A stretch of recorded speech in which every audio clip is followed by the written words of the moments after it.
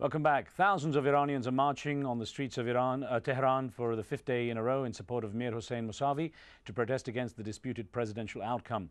Now, discussing these events, I'm joined by Dr. Janet Afari, who holds the Mellichamp Chair in Global Religion and Modernity at the University of California, Santa Barbara. Dr. Afari, who joins us from Los Angeles, is also author of Sexual Politics in Modern Iran.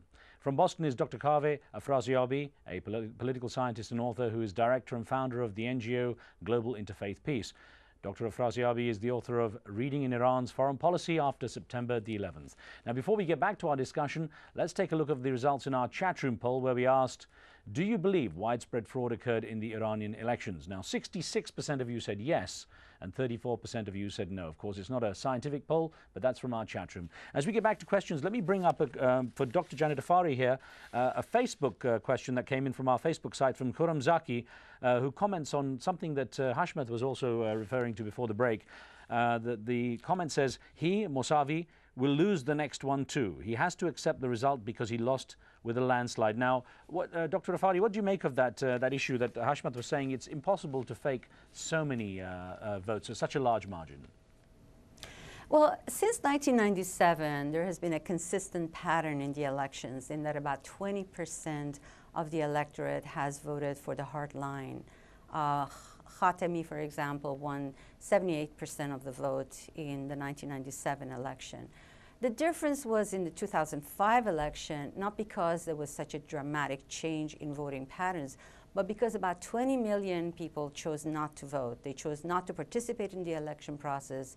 And I think that it's that 20 million which changed its mind and decided to come back to the voting poll, which changed the results. Secondly, Iranian society has consistently becoming more urban. In 1950, something like 25% of Iranians were urbanites. Today, the number is actually, or urbanites or semi-urbanites. Today, the numbers are something like close to 3/4 of the nation are living either in cities or in provinces with very large concentrations of urban communities. And this community has consistently voted for the reformists. They have done so in all previous elections. There's no reason to think that the sudden surge in election is a reflection of hardliners suddenly becoming more interested in the election process. Okay. Thirdly, even before the elections began, there was widespread anger and opposition towards Ahmadinejad for a variety of reasons, but one of the main ones was for economic reasons. Iran's oil profits has actually increased fourfold, and its revenue has doubled twofold in the last 4 years. But unemployment has increased dramatically, and inflation is something like 25%. And finally, it's the question of gender. I think everyone is underestimating the importance of gender and gender issues and women's issues in this election. Iranian women have become very vocal about their rights, and Iranian men, a large number of Iranian men are also supporting these rights. Ahmadinejad has a terrible record on that issue. He tried to reintroduce the right of a man to polygamy. He openly opposed, of course, all types of conventions. I'll try and get on to some of these points in a moment. We have, Dr. Afari, let me just quickly get a call in from Nima in South Africa as well here, because we're getting tight on time. Nima, go ahead with your question, please. Assalamu alaikum. My question is a little bit long, so please bear with me. My question is, does the Iranian please be quick, because we don't have much time. Does the Iranian election consider being rigged because the wrong person won according to the West? Because I think a lot of people forget that Mousavi was the president of Iran during the most hectic times during Khomeini and the Iran-Iraq war, when the clampdowns and the undemocratic values of Iran was 10 times more than what it is today. So is this election being considered a fraud because the West doesn't like who actually won the elections? Because does people actually believe let me put this, Dr. Let me put this, Dr. Afrasiabi, and put it also with a Facebook question we got from Anis Siddiqui. If I could put this to you as well at the same time as that question there from Nima. Anis Siddiqui wrote in saying you can't really say what or who is behind the unrest, and if there is something behind this, all this, then a recount is not going to solve anything. Till a clear picture comes out, it's better that the international community stays out of it. Based on what Nima was saying and this concept of the international community having some comment, does the international community have any role to play here, do you think, Dr. Afraziabi? And what do you feel about this idea of what Nima was saying about the way the election has been handled? Well, to start with the last part, the election has been mishandled both by the liberal Democrats and the reformists and their supporters outside, like Dr. Afri, as well as by the Western nations who have thrown their lots behind the reformist movement together with the compliant media, above all the CNN. And I was having debates with Christiane Amanpour last night on CNN about this, and she sounded like a spokesperson for the Mousavi camp.